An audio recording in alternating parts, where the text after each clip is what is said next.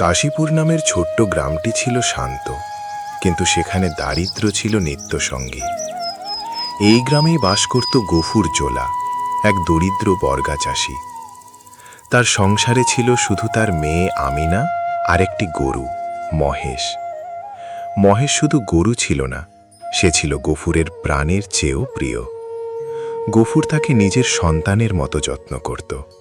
গ্রামের জমিদার শিবচরণ বাবু ছিলেন অত্যন্ত রাগী ও কঠোর মানুষ।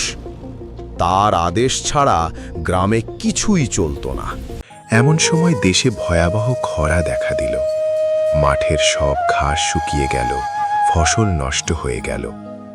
পুকুর ডোবা সব শুকিয়ে গিয়ে পানি পাওয়া দুষ্কর হয়ে উঠল। গফুর নিজে না খেয়ে থেকেও মহেশের জন্য খাবার জোগাড় করতে চেষ্টা করত। মা, আমার খিদে নেই, আমার খাবারটা না হয় মহেশকেই দিয়ে দিই। তুমি যে বললে তোমার খিদে পেয়েছে। এখন আর পাইনি। মেয়ে আর কিছু বলল না। কোথাও খড় বা ঘাস পাওয়া যেত না। জমিদারের খড়ের গাদা থেকেও তাকে কিছু নিতে দেওয়া হতো না। বরং মহেশ যদি ভুল করে জমিদারের বাগানে ঢুকে পড়ত, তাহলে গফুরকে অপমান ও মারধর করা হতো।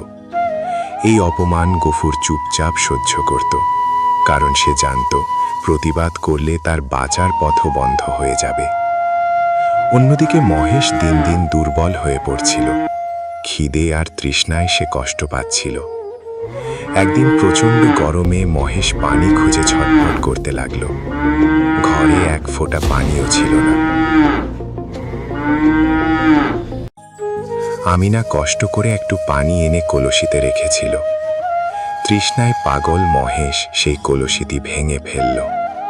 গফুর ঘরের ভিতরে বসেছিল। বাইরে থেকে মেয়ের গলার আওয়াজ পেয়ে সে দৌড়ে বাইরে চলে এলো। এসে সে দেখল ওর এক কাণ্ড। এই দৃশ্য দেখে গফুরের ধৈর্য ভেঙে গেল। সে তখন ক্ষুধা, ক্লান্তি আর অপমানে ভেঙে পড়েছিল। রাগে অন্ধ হয়ে সে বুঝতে পারল না কি করছে। হাতের সামনে কুড়ুলটা নিয়ে এক কোপ দিল মহেশের গলায়। এক মুহূর্তেই সব শেষ হয়ে গেল।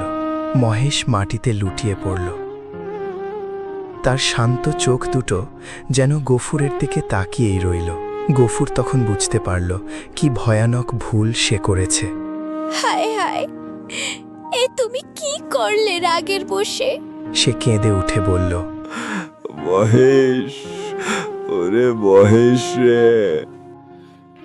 গ্রামের লোকেরা এসে তাকে দোষ দিতে লাগল।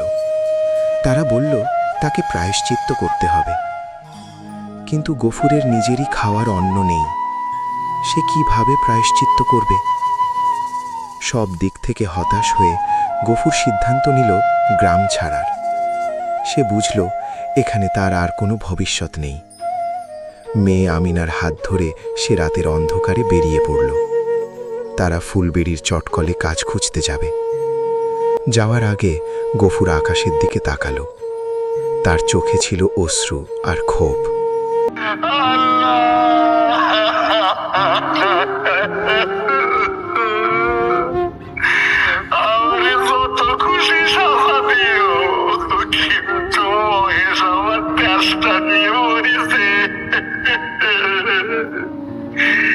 তার খাওয়ার জন্য এতটুকু জমি কেউ রাখেনি আল্লাহ।